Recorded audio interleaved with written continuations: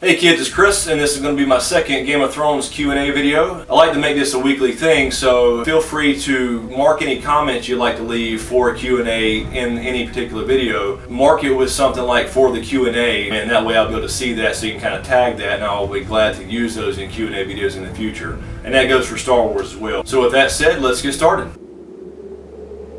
And our first question this week comes from Book Nerd Lover, and they write, and thanks for tagging this for the Q&A by the way. Do you think Quaithe will come back in season 6? I feel like they missed the mark by only having her in 1 or 2 minor scenes. So yeah, I agree totally. I think she should have been in it a little bit more, similar to what she was in the books. For those of you that haven't read the books, Quaithe is a little more prominent in the book. She's constantly popping up places, reminding Dany who she is. She's the one that gives her the prophecy to go forward, you must go back. To touch the light, you must pass through the shadow, and that whole thing. So I may actually do a separate video on Quaithe herself, because there are some interesting theories about who she may or may not be. But honestly, I don't think she'll be back in the show, and I say that for really only one reason. Dany's already got to the point in the show where she is actually essentially captured by this Khalasar that surrounded her in the last episode of season 5. Just for storytelling reasons, I don't think she's necessary to move the story forward. Again, in the book, she's not a major character, but she does give out this prophecy, and she does constantly pop up through glass candles, essentially a magical device to enable people to give people visions or talk with people over a distance. And she always reminds Dany, remember who you are. In the books, for example, she's in the Dothraki Sea a lot longer than we saw in the show. She's out there for quite a while by herself trying to survive with Drogon, and she's actually in a dragon's lair that Drogon hangs out at that she calls Dragonstone. During one of the moments out there when she's alone, she's looking up at the stars and she hears that voice, "Remember who you are, Daenerys, the dragons know do you." And she looks up and says, "Quaithe, are you there, Quaithe?" And then she sees her mask in the stars. So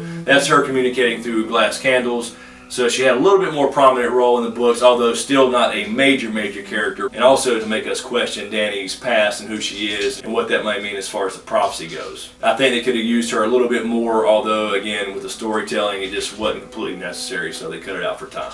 And our next question comes from McC0917, and they write, so do you think there's a current Night's King in the books? I know HBO gave the White Walkers a leader and named him that, but we haven't seen anything like that in the books as of yet. So yes, in short, I do think there's going to be a Night's King in the books, and I say this only because I think that the show kind of spoiled that little piece of Winds of Winter, and there is a leader of the White Walkers. I don't think it's just a bunch of Craster's sons out there roaming around on their own, doing their own thing. I think that they have to have kind of a leader or a king in order to kind of plan strategy, plan attacks and that type of thing, because this is after all a war. Although they're magical beings and they have this awesome sub-zero ability with ice, and they do fight with ice weapons like any traditional war, they just happen to be able to raise the dead to add to their army. And really I only say that because every other group in this entire show, every other group, race, tribe, horde, what have you, they all have some kind of lord or some kind of king. I wouldn't think the White Walkers or the others would be any different in that respect. It would, if that's the case, and they are just 20 or 30 or 50 or 1,000 White Walkers roaming around doing their own thing, raising their own little armies,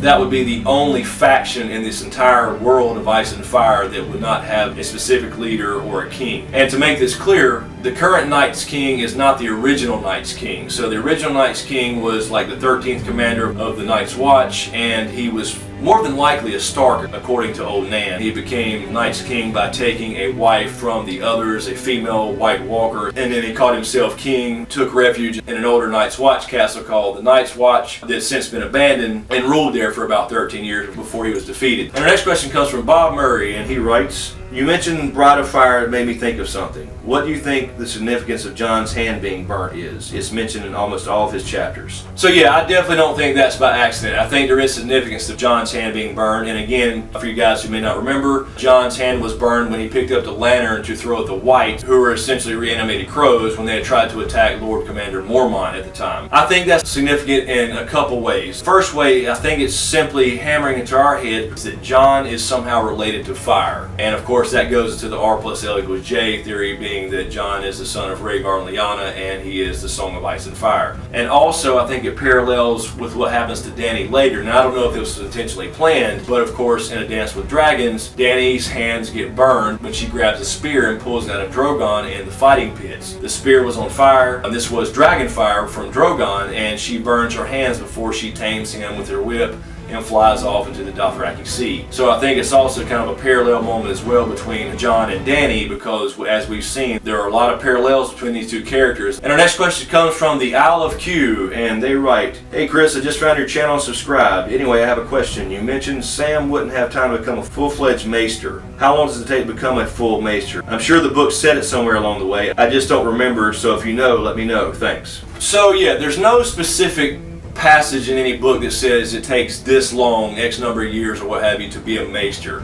But there are some references that give you an idea. If you think about the maester's chain, each link in the chain is forged and represents an area of study. The average maester has a chain of about 20 or so links. It could be more, it could be less. I would say 20 would be a pretty accurate average as far as maesters go. And again, each link represents a different area of study. For example, copper is for the study of history, gold is for the study of money or economics, silver is for healing, iron is for warcraft, and many more. And you have some links that can only be granted by an archmaester, and some links that are a lot more rare. For example, you have black steel, I believe, which represents ravenry, and of course you have Valyrian steel links that represent magic or the occult.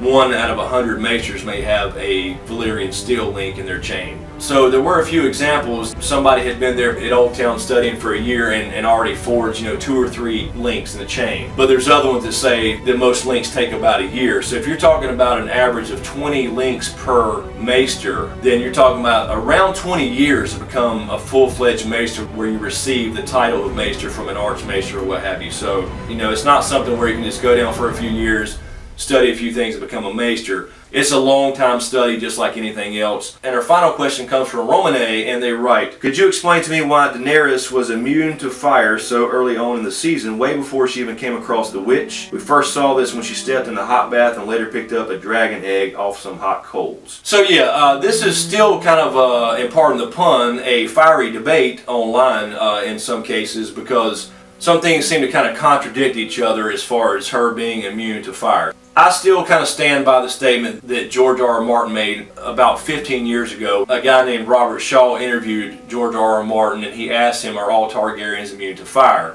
And his response was, no Targaryens are immune to fire. What happened with Dany was a one-time magical event. Targaryens are fire and heat resistant, but they're not immune to fire. And then I believe a follow-up was something to the effect of, "Do you think that will happen again?" He said, "Probably not." He kind of gave a definitive answer as far as Targaryens are not, but then again he left himself a little bit of an out when he said probably not an overwhelming hell no, this won't happen again. So we did see in the show and the books as well that she stepped into the steaming bath and it didn't seem to bother her. She seemed to like it. She did pick up the dragon egg. It didn't burn her hands, but it burned her handmaiden's hands. And then of course we had the magical moment with the blood sacrifice when she burned Drogo in the funeral pyre and hatched her dragon. I still kind of stand by that, but at the same time you have a couple of events that are odd. So in A Dance with Dragons, she does actually get burned. She's in the fighting pits when Drogon comes down and swoops in and starts burning the hell out of everybody and everything. She pulls a spear out of Drogon, who had been speared by the Harpies, and the spear was on fire and she burned her hands. Now this was dragon fire, obviously, because Drogon had been burning people around him. But right before that, Drogon actually shot dragon fire at her,